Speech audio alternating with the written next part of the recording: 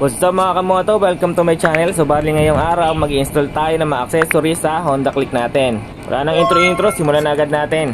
So bali unahin natin yung axle cap. Maglagay lang kayo ng pangkalang dyan para mapaangat natin yung gulong sa harap.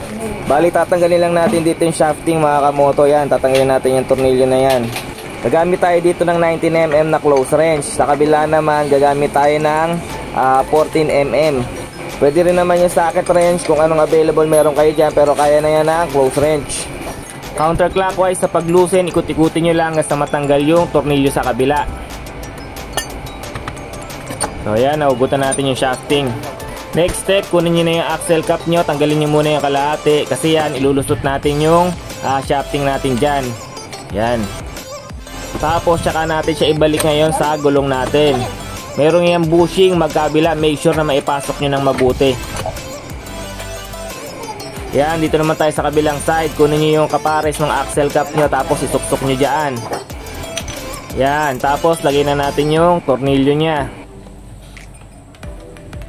So bali dito mga kamoto, maghihigpit na tayo. Yan, 19mm na socket wrench. Yan, pamigil lang yan. Dito tayo maghihigpit sa kabila. Yan, make sure lang mga kamoto na mahigpitan natin ng maigi. Once na okay na, kabitan natin yung kalahating part ng axle cap natin. Ganon din sa kabila. Next naman natin yung helmet hook o yung sabitan ng mga pinamili natin. So bali tatanggalin natin yung tornilyo na yan. Gagamit lang tayo dito ng wire wrench o T-wrench na 12mm. Once na natanggal na yan, kunin nyo na yung bagong helmet hook nyo. So bali dito mga kamoto, tatanggalin natin yung bandang likod nya. Yan. Kasi yan ang una nating isasalpak bago yung pinaka-hook nya. So bali yan mga kamoto, ikpitan na natin siya. Gamit lang tayo dito ng Allen wrench pang higpit. After nyo maigpitan, kabit na natin yung pinaka-hook. So yan, may dalawang tornilyo tayo dyan na gagamitin natin para makabit natin siya. So para maigpitan, gamit lang tayo dito ng screwdriver. So bali yan, nakabit na natin. Next naman natin i-install is yung brake lever guard.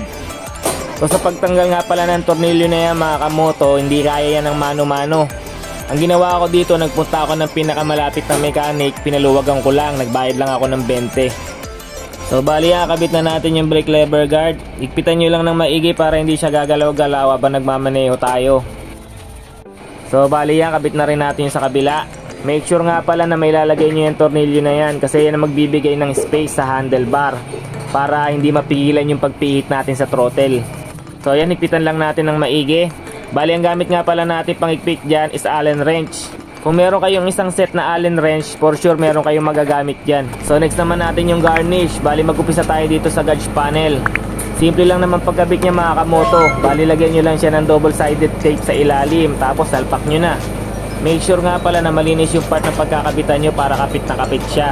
Much better malinisan nyo ng alcohol para kapit na kapit yung double-sided tape na nilagay natin. Yan, bali magkakabit din tayo ng garnish dito sa park light and headlight natin.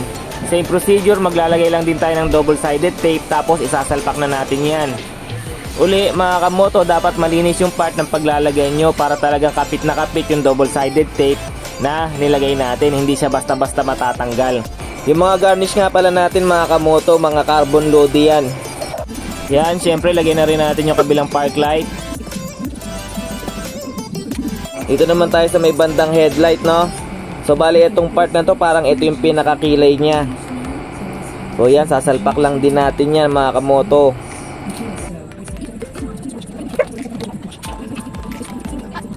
Yan, dito naman sa kabila. Yan, meron pa tayo isang lalagay. Bali ito mga kamoto, parang ito yung pinaka-eyelid nya sa headlight. Yan, dyan natin yan isasalpak. Easy installation lang naman to mga kamoto, para nagkakabit ka lang ng sticker. Mamaya imo-montage natin to para makita nyo yung finishing nya. So bali ito yung last garnish natin mga kamoto, yung cover sa taillight. Bali ito yung huling i-install natin mga kamoto, no? Side mirror with visor and bracket. Plug and play na to mga kamoto. Bali ilalagay na natin dito yung side mirror nya tsaka yung visor para isasalpak na lang natin siya sa motor natin. Yan, bali first step na gagawin natin yan, lagay lang natin yan dyan. Kasama na yan sa package mga kamoto. Bali kompleto tornilyo yan, wala na kayong bibilin. Yan, lagay nyo lang yan dyan. Bali gayahin nyo lang dito yung ginagawa ko mga kamoto. Mamaya lalagyan na natin ng tornilyo yan. Yan, dapat nakaharap yung letter na XKD na yan. So yan, nilagay ko na yung dalawang tornilyo. Bali sa kabila niyan, yung nut nya tsaka washer, lalagay nyo rin yan. Bali higpitan pa natin yan. Gagamit tayo dyan ng screwdriver tsaka 10mm na open wrench. Yan, higpitan nyo lang mga kamoto. After nyan, same lang din ang gagawin nyo sa kabilang side. So yan, nakabit ko na rin yung kabilang side. Bali ang ini-next natin is etong visor. So bali etong Allen bolts ang gagamitin natin. May kasamang lock washer yan, huwag nyo kalimutan ilagay. 4 na Allen bolts yan, ipasok nyo lang sa 4 na butas na yan. Once na nalagay nyo na yung 4 na yan, ilagay nyo na rin yung nut sa likod. Huwag nga pala kayo maghihigpit sa ibabaw mga lods, pagagasgas yung visor nyo. Dito tayo maghihigpit sa ilalim. Yan, higpitan nyo lang hanggang malaking washer sa ibabaw. Once na nahigpitan nyo na lahat, isasalpak na natin yan sa motor natin. Tara, kabit na natin. Dito tatanggalin na natin yung stock mirror natin. Gagamit lang kayo dyan ng 14mm na open wrench. Yan, tapos ilalagay na natin yung adapter bolt na kasama sa package. 14mm na open wrench pa rin ang gagamitin natin dyan sa paghigpit. So yan mga kamoto, ilalagay na natin yung side mirror with visor and bracket natin. Yan, naglagay na rin pala ako dyan ng phone holder na color silver. Higpitan na lang natin yung mga tornilyo na ito mga kamoto. After neto, montage na.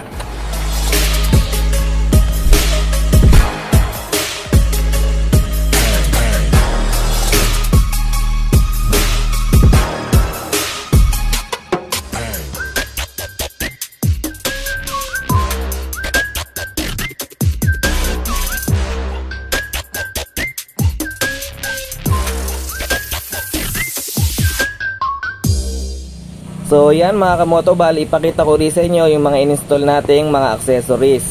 So bali ito yung side mirror with visor and bracket natin. Ito naman yung mga garnish na nakakabit sa park light and headlight natin. Mga carbon load yan mga kamoto. Ito naman yung sa kabila. So bali lalagay ko na lang lahat yung link sa description kung saan natin to nabili. So ito yung axle cap natin. Yan, pinakita ko naman sa inyo kung paano paglagay niyan. Ito naman yung brake lever guard natin. White and black siya para bumagay sa Honda Click natin. Ito yung kabila. Ito naman yung helmet hook o yung sabitan ng mga pinamili natin. So bali ito naman isa pang garnish sa taillight.